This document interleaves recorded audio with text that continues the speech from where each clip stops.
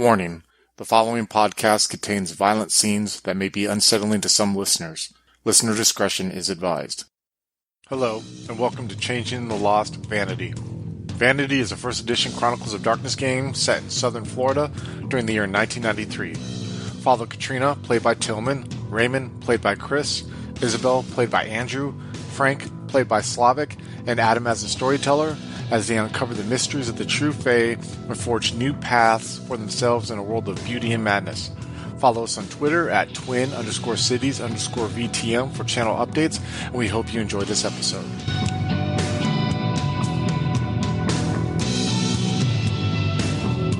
Hey guys, welcome back to Changeling the Lost Vanity. Before we get started today, I just want to mention Chris is not going to be playing in this session, so we're not just ignoring his character. I'll be playing Raymond for a little bit. We're just going to get right into it. Where we left off last time, Manny and Frank had just picked up Melissa from her, I guess you would call it her house, from a warehouse that she had been inhabiting with some other vagrant people. It was basically like a squat. And they went in to find her. When they eventually did, they noticed she was packing up to leave, worried that Raymond had killed Ronnie and would be back for her. So Manny kind of grabbed her and decided to bring her along with you to see if you guys can maybe find Raymond together, just to have her under his control so he can keep her from running at least. So you guys are out in the parking lot right now. And she's still just like resisting a little bit, trying to kind of break free of Manny's grasp as he kind of tries to like pull her along over to the car.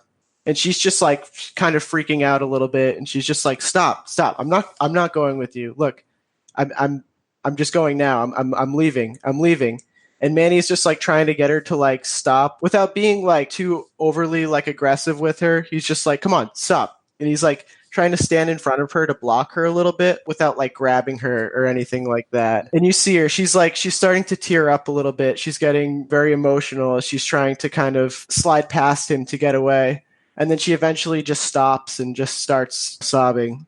Okay. Frank is getting pretty tired of this. She threatened his dog and everything. You know, she's crying all over the place, and he feels like Manny's maybe a little too soft on her. Once she starts sobbing and whatever, he's just gonna grab her by the neck. Where are we going, boss?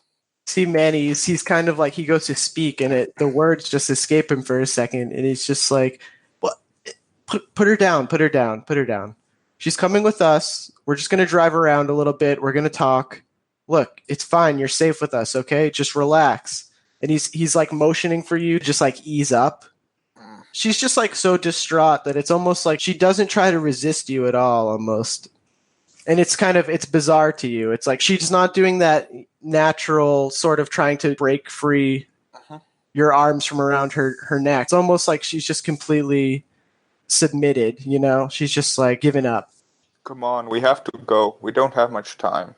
And Manny just opens the door for the back seat of his SUV and just kind of motions her inside. And she crawls into the back, and he shuts the door and just gives you like this look of just like, oh my God. All right. So we're going to drive around for a little bit. We're going to try to talk to her. I want to figure out everything she knows about Ronnie, about Raymond, about Charlie, about all of it. We'll just keep her with us. Maybe I can offer to protect her or something like that if she's worried about Raymond, but I really don't think that's what this is. Okay, boss. Well, let's go and see what she has to say. All right, just try to be cool with her, all right? She's freaking out. I don't want her to get any more freaked out. She won't say anything to us. Okay, boss. I won't say anything. And he gives you a nod, and he just kind of goes over to the driver's seat of the car and opens the door up to get inside. And once you guys are inside the car, he immediately just turns the key and just peels out of that parking lot. And it's just like arguing instantly. She's just like, "Where the fuck are you guys even bringing me? Look, there's no way that I can even help you with any of this. Just let me go. Let me get out of here tonight. All right? I will never bother you again." Frank will literally, the entire car ride, he said he won't be talking to her, or, you know, making her distraught, which for him means talking to her in any way. He'll just be staring at her. He'll just be sitting in the passenger seat and just looking at her. And she's just like shouting, just going, talking a mile a minute. Manny not even able to really get any words in, trying to speak, and continually just her loudness just drowns whatever he's saying out. And he's just kind of like driving in circles at this point. And you see her, she's like so hysterical at this point. There's tears running down her face, which is just thick with this black makeup, which just completely stains the sides of her face right now as she's just bawling hysterically, screaming and yelling about Charlie, about Ronnie, about Raymond, about how he's gonna kill me. He's coming back to kill me. He's coming back to kill me. I know it. And Manny, just calm down. Just calm down. All right, you're with us. Nobody's gonna get you right now. Just relax. Look, I'll drop you off when we're done talking, okay? And he's just like, you see him, and he's getting agitated too, and he's starting to raise his voice, telling her to chill out, telling her to shut up and stuff like that. And it's just like this loud, loud, loud environment. And eventually they both kind of tire of this after maybe like 2 or 3 minutes, and there's just some silence. And she just is you just hear the sounds of her sobbing, and she's going through her purse, and she goes and grabs this bottle of pills, and she opens them up and just dumps a handful in her hand and looks. And there's probably about 4 that you see, and they're just like these white circles. She just tosses a handful in her mouth and puts the bottle back into her bag and just says, "Look, what do you want to know? Just ask." And Manny just kind of catches his breath for a second, and he's just like, "Why do you think this was Raymond?" And she's quiet for a second, and she's just like, "Because last night, me and Ronnie, we went to Frank's house, I'm sure you know, and we were looking for Raymond. We wanted to get him for what he did to Charlie. And after that, after me and Ronnie split ways, I went to go check on him the following morning, and I saw him there in the bed. And I just left his apartment. His neck was cut wide open." And she just kind of like stares for a second out the window.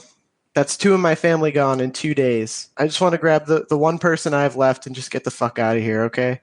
Look, this place, it's not safe, okay? It's this stuff that's been going on here. It's attracting them. The stuff that goes on in Miami is attracting them. I'm getting the fuck out of here, and you guys should get the fuck out of here too. I wouldn't stick around for this. Nothing good is going to come out of this." We already know that. What do you know about where Raymond is? "I didn't see him at all. I just know he has to be around for him to have gotten Ronnie." Where around? Look, I don't know. After we left your apartment last night, me and Ronnie, he was hysterical because you got him on about that whole Swamp Daddy thing, and he's convinced that the Swamp Daddy was going to come and get him, and I won't let myself believe that that's even a thing. That's just one of Charlie's problems, and I'll tell you about Charlie's problems too. He seemed more scared of the story of the Swamp Daddy than he did about Raymond, which I think is bullshit. I know it was Raymond. He killed Charlie. He came back for Ronnie, and he's coming back for me. I know he's coming back for the rest of the other person in my flock too. He must have heard we were coming to get him and decided to try to get a jump on us or something like that. But anyways, Charlie, he's somebody I cared about a lot, and he was a really troubled guy. And I'll just tell you straight up, he was a sad individual. He was somebody who I was always worried about. It didn't surprise me that much to hear what had happened, because I had always imagined that something would happen to him, either out on the streets or he would take his own life. And it seemed like recently, like the past 2 weeks or so, the kind of stuff that he was caught up in was kind of just too much for him to handle. And when he withdrew for a few weeks, I just gave him his space because I was worried. I was worried about what would happen if I tried to crowd him too much, if I tried to interfere with what he was doing. I'm sure you can understand that when you've gone through this, what felt like an eternity of trauma and being controlled, you don't want people of your own kind to try to step in your way and tell you how to live your life. And all of the people in my motley understand that. All the people in my family, we have our own issues, and we don't really interfere with the inevitable. Is that why you went to my house? What do you mean? To not interfere? sort of angry, frank look. And she gets fired up for a second. She's like, well, what Raymond had coming to him was inevitable, I would say. I don't care about Raymond. Well, I want to find Raymond.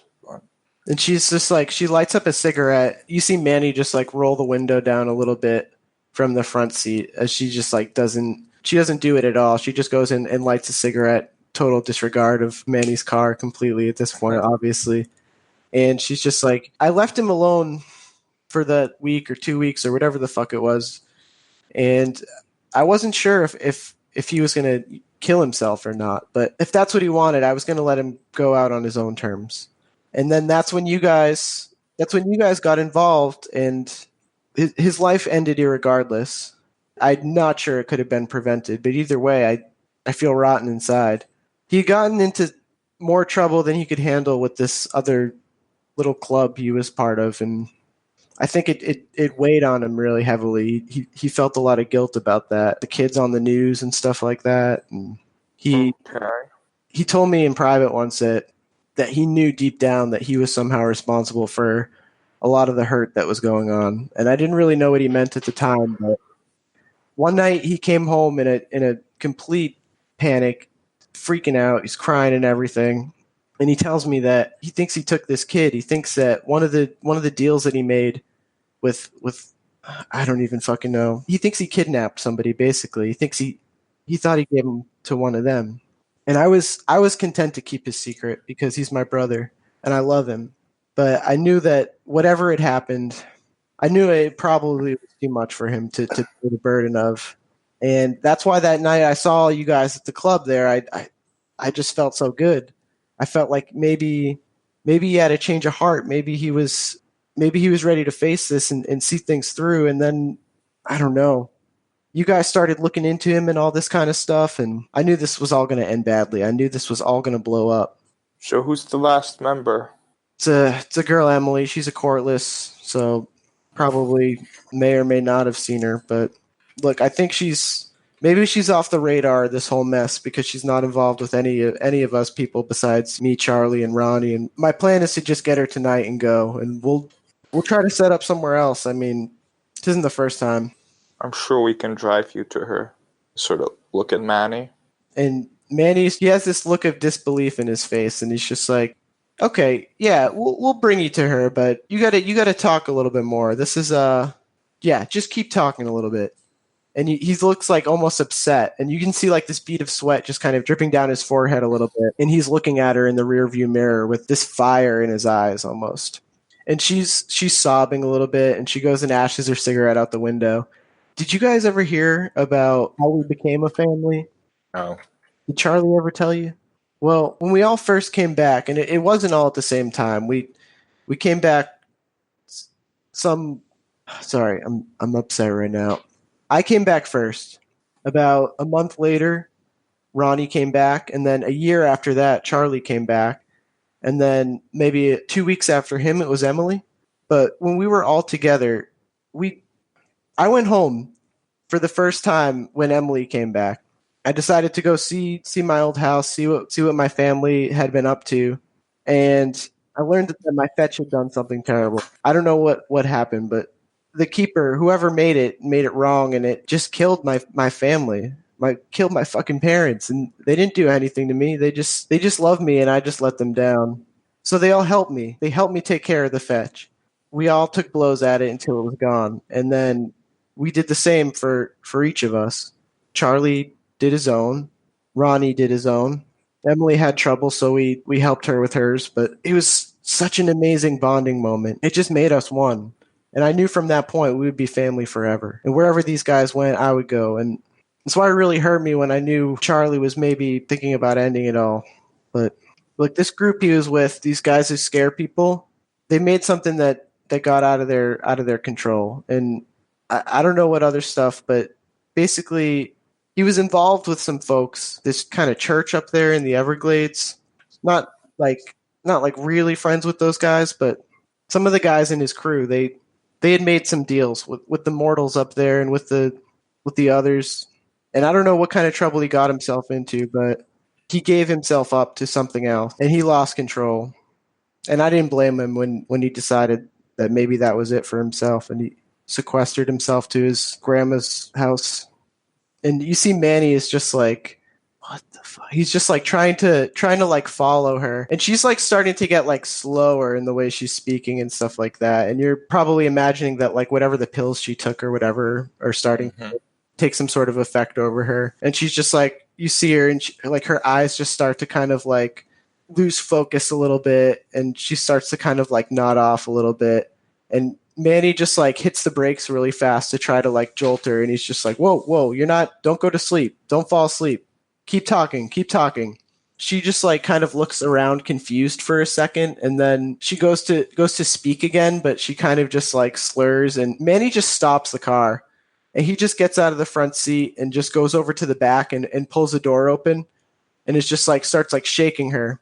And you guys are just pulled over at this like random residential like side street. There's not really many cars passing you in any direction, just kind of like out of the view of everybody. And he starts like shaking her, just pulls back and just like slaps her like as hard as he can. The sound of it is almost just a little bit jarring because it's like, whoa. We'll jump to somebody else for right now. We're going to go to Isabel. You and Cliff have just left the nightclub. Basically embarrassed Kyle, and Cliff really enjoyed it. And you guys are kind of just like walking out of there right now. And he takes a turn and just kind of like looks behind him as you guys go out the door to leave. And he puts his blazer back on his strong bodybuilder kind of arms. And he's just like, well, what now? Night's still young. If I remember correctly, I had told him like, oh, hey, I know this other place. Let's go. And we were going to go to like a different club or bar or something like that. Yeah, so Clifford just looks at you and he's just like, where are we going? I don't know. I hadn't thought this through. I figured she would know a place and just go. We're just going to go to like a different bar, club, or whatever. Yeah. And you know of every place, obviously. You just think of like a place that's close and that's like pretty popular and stuff like that. You guys exit the club, and he's just like, so should I get us a taxi or? She would just kind of shrug. Yeah, I'll get us one. Like really, just like getting him to take the lead here. She's just whatever. He would see somebody getting dropped off and kind of just like flag down the taxi to get inside himself. Okay. And he's just like, here we go. And he opens the door up for you, and he's motioning for you to get inside. Yeah, she does. And then he goes around on the other side, and he puts himself in the car. He tells the driver the name of the club you guys are going to, and he's just like, all right, nice. And you see him, he's kind of just like fancying himself up. He's like trying to get a glimpse of himself in the mirror of the cab driver's rear view mirror, and just like fix his hair and whatnot. And he just goes, man, that was fun. That gave me a rush, to make that nerd sweat like that. He's not all that bad. He's just kind of boring. Yeah. So you still do the whole real estate thing? Yes. You looking to buy a home? No. Do you ever go in the houses? Like when you're not supposed to? You just like go in the houses? She kind of frowned at him and no. I mean, my job is to show them to people. I see them in and out. Yeah, but I mean, if you were ever like to hang out, and I mean, I'm sure you have like keys and stuff like that. You never take any of your dates there or anything? No. All right. I just thought I'd ask. You don't mix work and play. And he just like gives you this joking like shrug. Before long, it's maybe like five minutes away. The cab driver pulls up to this other bustling nightclub. It's called Sway, and it's really busy. You see like just a bunch of people outside that are just super drunk, yelling, having a great time, probably leaving. And everybody is very done up. There's like you hear like the sound of high heels walking on the pavement of the sidewalk as you just kind of get out of the cab, and Cliff throws the cab driver like a $20 bill or whatever, very like disrespectfully, and kind of just like gets out, brushes himself, and kind of like puffs his chest out a bit as you guys are like out at this new club. And he's not really like looking at you at all, really, at this point. He's just kind of like rubbing his hands together, just sort of like eyeing the entrance. Okay. And then he glances over to you and he's like, shall we? Yeah. So is there like a line? Is it long? There's like a line. It's not too long. It's not one of those lines that like stretches around the building, but there's like a good 10, 15 people just sort of standing in the queue of this place. And to describe this place really quick, it's kind of more tacky than the than the club you were just at. It has like kind of like a fake red carpet to get in a little bit, and there's like these velvet ropes and stuff outside. But it's like a staple, I guess. It's one of the clubs that's been around for a long time and it's kind of established itself. And people go there a lot because it's been around a long time and they've had a lot of good memories there and whatever. And it's another like Latin house style of nightclub. And you can hear the bass echoing as you put yourself in line. And Cliff kind of like does like a motion to the. Oh no, we're not going to in line. We're going to the front of the line. We're Yeah, going right yeah. in. He does like a motion to the bouncer, and the guy kind of like waves you forward. And you hear like some people behind you that are just like, "Oh, what the hell?" And the bouncer just opens the door and just like gives a nod.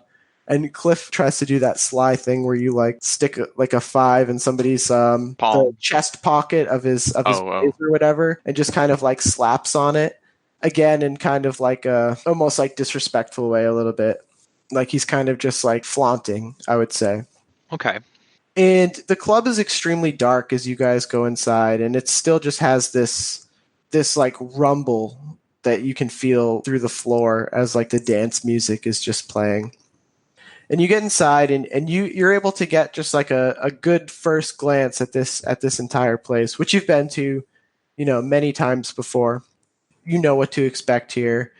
But you basically see it in full swing. You see everybody dancing, and you see people getting drinks, and you just see the crazy strobe lights that are just lighting everything up and making it a little bit difficult to navigate. But this is like familiar territory for you. So you see the bar, and you see like a clear path to it. So the thing that she is more focused on is just wanting to party. She's just kind of, again, this is like one of those things where she's trying to really just lose herself from all the stuff that's been happening and how like stressful all that was. So Isabel is going to just spend as much time as she can just distracting herself here. So regardless of whether this guy wants to dance with her or whatever, that's what she's going to do. She's going to have a couple of drinks. She's going to dance. She's going to have a good time no matter what. Yeah, so it's kind of like you're just not really like focused on him at all. This is just totally about focusing on the self. Yeah. And do you think does Isabel feel any better having just left that place, when you were dancing in there, you kind of like stole the show for a second and like you just were just glowing. You were just shining, and it was just like the room was so thick with glamour. Had you not been like fully satiated, you would have been able to just like soak it in. I think that right now she does. She feels better, but that's like a temporary thing. Yeah. It's one of those things where like it's always a temporary solution. There's no long-term fix for being a changeling. Yeah. So we'll say you're like drinking and dancing, you're doing shots and you're dancing on the dance floor and the minutes are passing, turns into a half hour, turns into an hour, and you're not really focused on this guy at all. You've maybe seen him like a few times, but you guys are just almost like separate at this point. You're just like fully engaged in this party atmosphere, just like fully soaking it in. People are buying you drinks, you're laughing, having a good time. You're dancing and people are noticing you, people are looking at you, and it's just like the general vibe of this place is really good. There's only like attractive people here. There's no creeps at the moment, and it's like everything is just going like just right now. And it's like Cliff is there, but he's not in your hair. He's not being annoying and displeasing you, which is just like, it's just like the perfect balance of everything. It's like just pure ecstasy. It's like pure escapism as you party the night away and kind of, are you drinking like, I don't know. I'll let you describe like what you're doing in there. I just imagine that Isabel is just going to be losing herself in this environment. And so it's probably going to be one of those nights where the next day she is vomiting into her toilet. Nice. The best kind, of course. So yeah, and the alcohol's flowing. I mean, people just keep like handing you shots and stuff, and people are just like passing you shots and handing you drinks, and you're just like reveling in this enjoyment, and your head is getting cloudier and cloudier as the alcohol kind of starts to sink in and take effect. And I mean, you know how to handle your stuff, but you feel a little bit flush as you down another shot, and you think like, whoa, like, all right, I'm feeling a little bit tipsy here, but it might be worse than that. But you're admitting it to yourself, like, okay, like I think I might be a little bit drunk right now, but it's all great fun. And a couple hours pass. It turns into maybe 3 or 4 hours that you've just been just raging at this place, just throwing down shots, just dancing, and just having like a great time. You go to the bathroom to kind of like go to the bathroom and like freshen yourself up or whatever. And you see yourself in the mirror. Your hair is like a little bit messed up and stuff. You look like a little bit sweaty, and just kind of like this party has been wearing on you a little bit, and you feel a little bit dizzy, but you still look good and stuff like that. And you wash your hands or whatever. And are you going to stay at this place until like last call? Like, No, she's probably going to leave before then. Call like a cab or something, or yeah. So as it starts to like wind down a little bit closer to the end of the night, you probably are starting to feel like a little bit tired as the alcohol is kind of taking its toll a little bit. You see Cliff, he catches up to you, and it's almost like you guys haven't seen in like an hour and a half. And you see he's like totally drunk as well. His face is just completely red. The top two buttons of his shirt are just wide open, and he's like, sweating and kind of stumbling over to you. And he's just like, Isabel, there you are. I was looking for you. And he's kind of just like stumbling a little bit. okay. It's ugly the way that you see him. He's not very composed at the moment, and you don't find it to be a good look. She'll say to him, I think it's time we leave. I've had too much. You've had too much.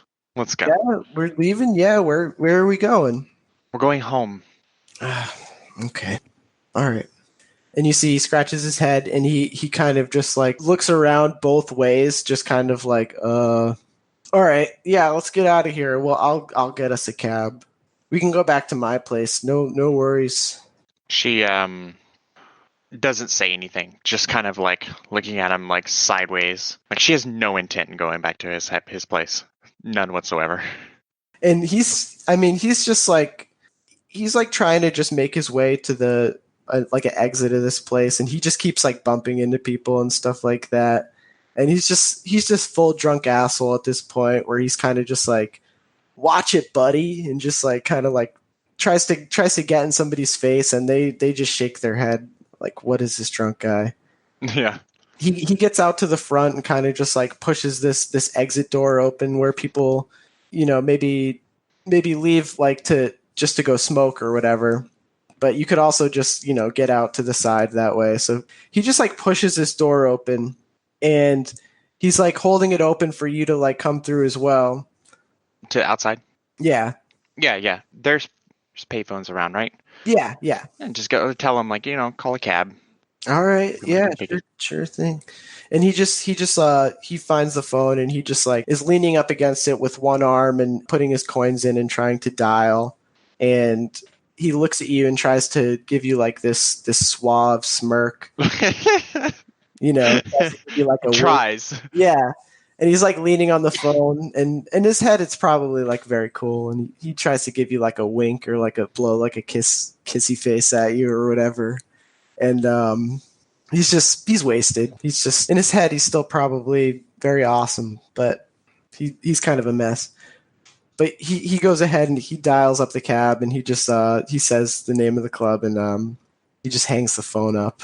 And he just kind of like, he's giving you this like just goofy, like dumb kind of drunk smile.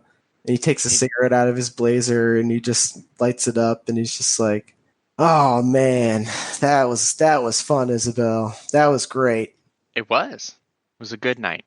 So what's next? You're gonna hang go out for- home and you're gonna go to sleep. That's what's next. You need to. Look at you, man. I suppose you're right. Is there any way I could convince you to maybe stay out a little longer? She'll kind of look him up and down and be like, "Not when you're that drunk." And he laughs. He's like, yeah. I guess you're right. Maybe I You should. got my number. And you should just yeah. You're right. Okay, all right. And then after you guys kind of just like he jokes around with you and stuff for like another 10 minutes until the cab comes. And you know what, Isabel? Why don't you take this one? I'll take the next one. All right. Oh, such a gentleman. Thank you. And he puts you in, and he shuts the door and kind of gives it that two pats to signal the driver off or whatever. And you just see him. Inwardly, as she's getting in, she's like sighing in relief because she was worried that she was going to have to like have a talking to with him. Yeah, definitely. You thought he was gonna linger. So you kind of feel like you dodged a bullet a little bit with him just sort of, but that whole scene there, like with as they're leaving, it was kind of like building up nervousness in her. Like, okay, he's getting a little like he's assuming things, and she's like, no, this is not going there. Yeah, and I mean, he's like just drunk enough where he probably realizes like, but he's still just drunk to the point where he's like also going to stay behind and try to like, I don't know, figure something else out or whatever. He's going to just wander around drunk. Oh no. Yeah. It's like, and you see like, as the car is starting to like, pull away from the curb and take off, he kind of like, he has like his blazer off again, and he's got it like over his arm, and his arms are like, his hands are in his pocket that way, and he's kind of just drunk walking down the street, and you just see it's like it's not even 30 seconds before he just like turns and is looking at like he's eyeing like a bar next to the club. He's gonna keep having a good night. Okay. And I mean, part of that is kind of amusing to you. I'm sure you actually get a good chuckle as the cab kind of pulls off and drives away. It's more relief that she feels. Yeah. Because like the longer she was with him, the more she wanted to get away from him. Yeah, exactly. Like, because again, she was just using him to begin with. And so the cab pulls off to drive you to your house. Hello, folks. Have you ever wished you could have an easy way to find gameplay videos and podcasts, or just media in general that deals with your favorite White Wolf role-playing games? Or have you ever wished you could find a forum to share gameplay that you have recorded, one which wouldn't be drowned out by random posts and discussion, so that your media could get the attention you want? Well, we have the answer for you in a Facebook group we run called White Wolf RPGs Gameplay and Media. The group is specifically ran with the sole intent of it being a one-stop shop for people to view or share media involving the games we all love.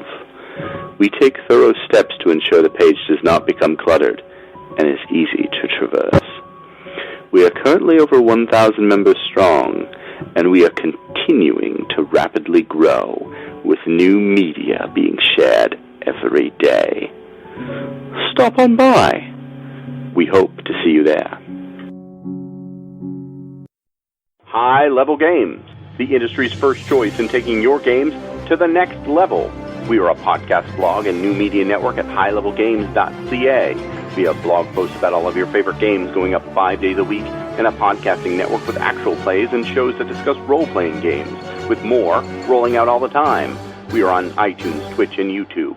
Find out more information at highlevelgames.ca, a site that certainly isn't controlled by a shadowy board of directors of otherworldly origin.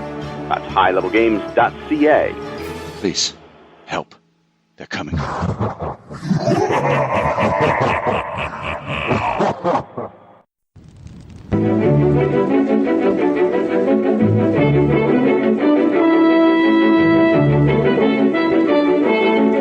Los Angeles metropolitan area is constantly growing and changing.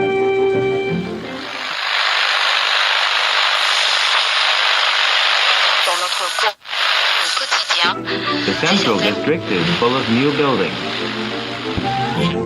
The Hollywood and Wilshire districts, once far from downtown, now are part of a which spreads past Beverly Hills and out to the ocean.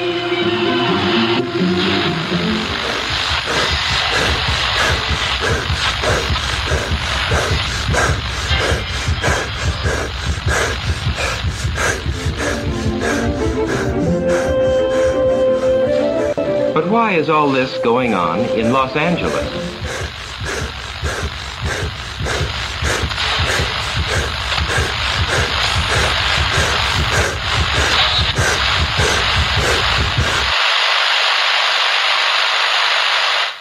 Why is Los Angeles an exploding city?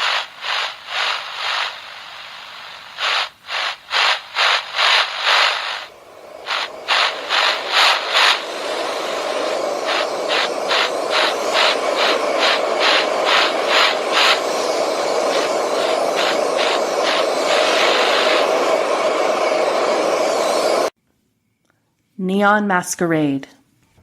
The Demon's Mirror. 13 Candles. 3 Chronicles running through the undead veins of the City of Angels. The Esoteric Order of Roleplayers Actual Play podcast invites you to drink deeply. Go to eorpodcast.com and search the duets tag to find out more.